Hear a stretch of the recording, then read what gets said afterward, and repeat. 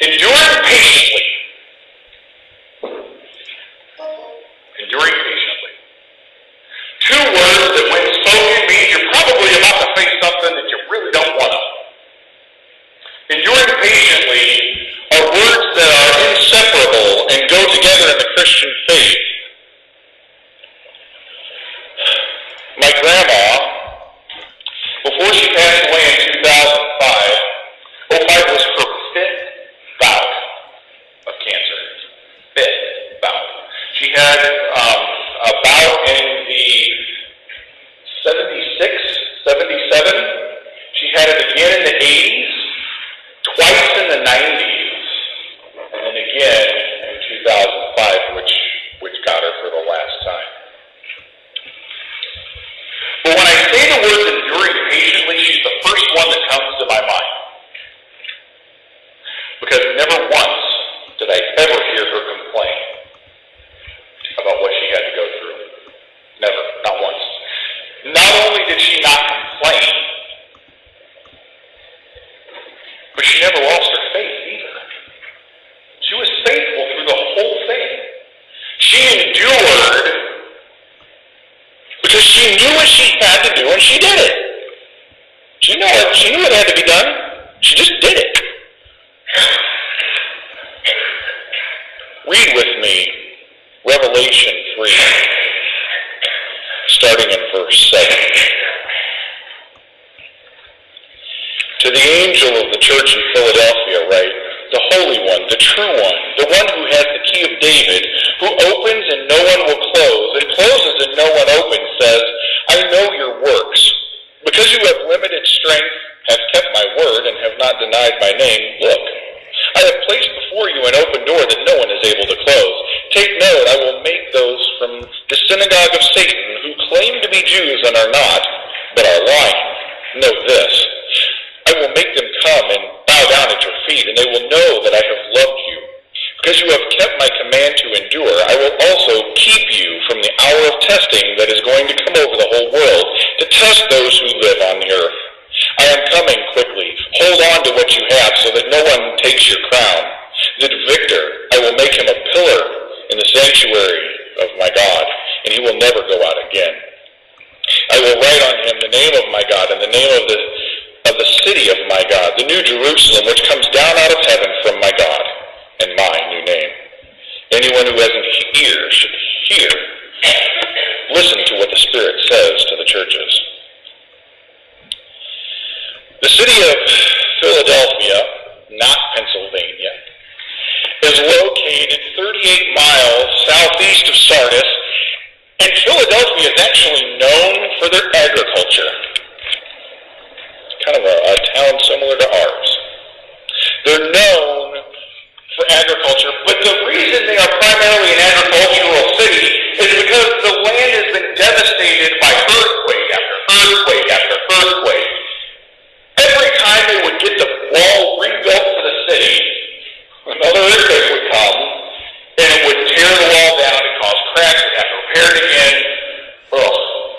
So a majority of the people live in the country, and they farm the land. Due to the constant earthquakes that they always faced, life was kind of an uncertain. You never knew what was going to come next. The church in Philadelphia is one of the second of the two churches in Revelation, in these seven churches, that do not receive a rebuke from Jesus. They don't get a rebuke. Smyrna is the other one. That was the second church we looked at. To this day, keep in mind that Philadelphia is in the country of Turkey, which is a Muslim nation. To this day, there are Christian witnesses in the city of Philadelphia, in a Muslim town, in a Muslim nation. To this day, there are Christian witnesses. 2,000 years, Christianity has lived inside of this wall.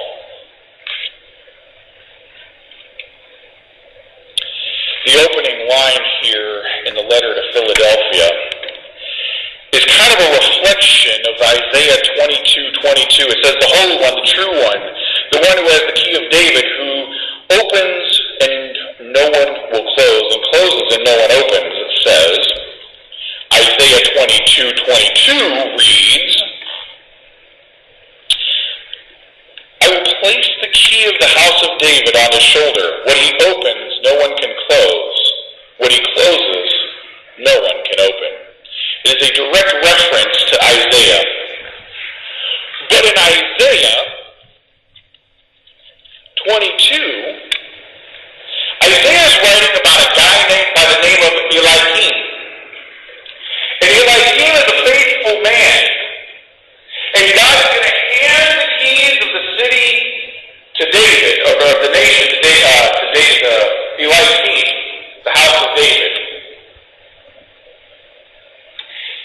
And he will hold the keys because he is a faithful man. But he goes on to say that eventually it's going to end. He's human. He's going to have to die sooner or later. Revelation is quoted here because Christ is the one who holds the key to the house of David forever. Jesus is the one who opens doors and nobody can close, and who closes doors and nobody can open. He is the one who holds those keys, and he is the only one that can open and close a door. As it is with the other churches, Christ goes on and says, I know your works. He says it with every church because he is the one who knows what we do every day. He knows what we do. He goes on, because you have limited strength, have kept my word, and have not denied my name. Look, I have placed before you an open door that no one is able to close. They have limited strength, which, you know what, it kind of almost seems like that almost seems like a negative connotation, doesn't it? It's like, well, because you have limited strength, and I was like, oh, wait a minute. Because you have kept my word, and because you have not denied my name. It's a positive. Limited strength isn't a bad thing here. It's a positive. Because of these three things, Christ has opened a door that nobody can close. Now, the question is, what is that open door? Well, there's a couple different schools of thought. And like usual, I will present you with both schools of thought, and I'll tell you what I think. One school of thought is that this is the door of evangelism that Christ opened in that city, and to this day it's not closed. Christian witness in a city filled with Muslims.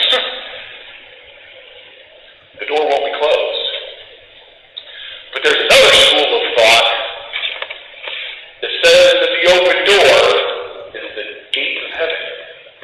That because they have limited strength, because they have kept the word of God, because they have not denied Jesus Christ, he has opened the door to heaven to them, and they will forever have a place to reside in heaven as citizens of the New Jerusalem. My opinion is that it is the latter. That the open door refers to the gates of heaven. And that is because of verses 12 and 13, which we'll get to here in a minute. Verse 9 goes on, take note, I will make those from the synagogue of Satan who claim to be Jews and are not, but are lying. Note this, I will make them come and bow down at your feet, and they will know that I have loved you. We have addressed the synagogue of Satan once before in the Seven Churches. Guess what other church it was? Smyrna. The other church who didn't receive a rebuke. You see, when we Christians are doing things right, the false religions have a tendency to come after us because we're preaching truth. The synagogue of Satan in those days, I'm going to go through and explain this again, but the synagogue of Satan was a group of people who claimed to be Jews, but were denying the Gentiles their proper place in the Christian realm. Now, I don't know if these people were believers in the Messiah in Christ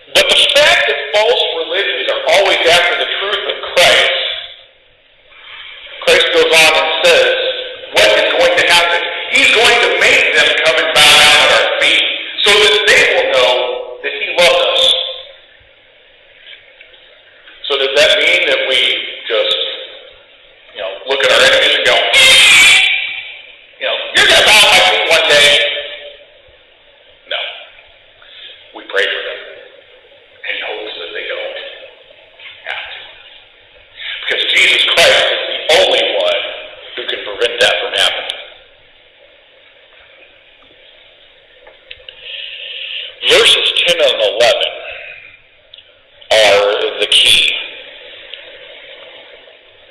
Because you have kept my command to endure, I will also keep you from the hour of testing that is going to come over the whole world to test those who live on the earth. That is the tribulation. Continuing in verse 11, I am coming quickly. Hold on to what you have so that no one takes your crown. The NIV uses the words enduring patiently. The King James Version says perseverance. And my version, the Holy Christian Standard, what I preach out of, says endures. But those verses are absolutely key because 3 out of the 7 churches directly uses the word endure or endurance in their addresses to the church. Chapter 2, verse 2, I know your works, your labor, and your endurance, and you cannot tolerate evil. You have tested those who call themselves apostles and are not, and have found them to be liars. You also possess endurance and have tolerated many things because of my name and have not grown weary. That is the letter to Ephesus. Endurance is directly talked about. To the letter of Thyatira, chapter 2, verse 19, I know your works, your love, your faithfulness, service, and endurance. And then to the letter to Philadelphia, verse 10, because you have kept my command to endure, I will keep you from the hour of testing that is going to come over the world to test those who live on the earth. 3 times endurance is directly talked about in the letter to these churches. 2 other times, besides the 3, it is talked about indirectly. Chapter 2, verse 10 in the letter to Smyrna, don't be afraid of what you are about to suffer. Look, the devil is about to throw some of you in prison to test you and will have tribulation for 10 days. Be faithful until death, and I will give you the crown of life.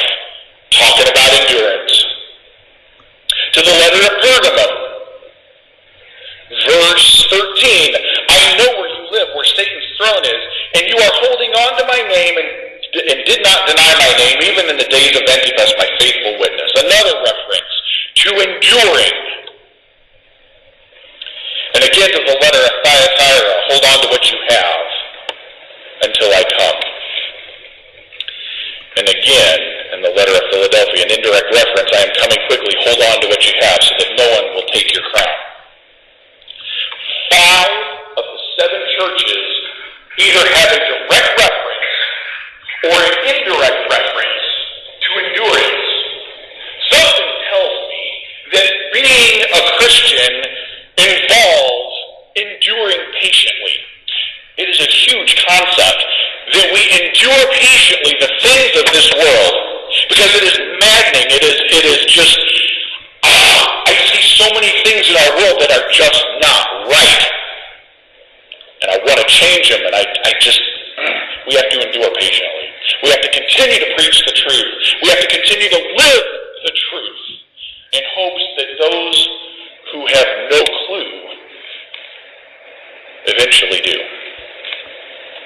The other 2 churches that do not have any references whatsoever, one of them we have already covered. The other one we haven't covered yet. That comes next week. But the church in Sardis, you remember what last week we talked about? Sardis was the church that was the world thought was alive, but Christ called dead. They are so far off the mark that endurance can't even be touched at this point. They have to come back and have a right relationship with God before they can even think about endurance. So they're not spiritually mature to the point of talking about endurance yet. At least that's my interpretation on why they haven't talked about it yet. Now next week we're going to address Laodicea, and that's the lukewarm church. And we'll cover it more in depth next week, but they are so far off the mark as well that you can't talk about endurance because, it says Christ's going to vomit them out of their mouth. And again, we'll talk about that more next week, but the point is that endurance and patience are vital, are excellent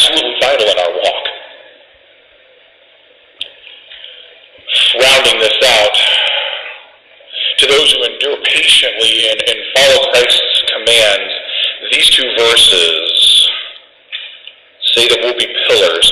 To the victor, I will make him a pillar in the sanctuary of my God, and he will never go out again. I will write on him the name of my God, and the name of the city of my God, and the new Jerusalem, which comes down out of heaven from my God, and my new name.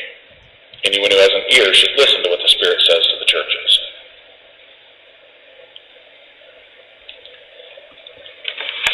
The open door that never closes. If we follow him, we will be the pillar, which means we will be with God forever. Because Christ is the one who opens the door and nobody can close. You belong to him. Nobody can take that away from you. Only you can take that away from you. Hold on to what you have. Be faithful. We will be always with him. That is such a comforting thought. Because this world is so dark, so depressing, and so hard to live in sometimes that it's just, we can't get over it. But we have to endure patiently the things of this world and the nature of the way things work. Endurance and patience, my friends, go hand in hand. And if we are to do God's work, then enduring patiently must be something that we learn to have. And when you pray for patience, you're going to get a whole bunch of stuff that tries your patience. Trust me. I've prayed for patience. I don't have that much patience. Sherry is like a saint when it comes to having patience. She can deal with Hannah and that Asperger's that she's gotten. There are times when I just can't. I mean, I've reached my breaking point. But Sherry is so good with her. She has so much patience. And my prayer is that one day I can have the patience that she has. But it's not just Hannah. It's the things of this world that drive me nuts. Every time I go out, I see people who are downgrading themselves by what they wear. I see people who don't recognize Christ or aren't living it out in their lives every day. And it's so depressing. But if we endure patiently, if we live the life that we're called to live to, and have the patience and have the endurance to live that out, then maybe, just maybe,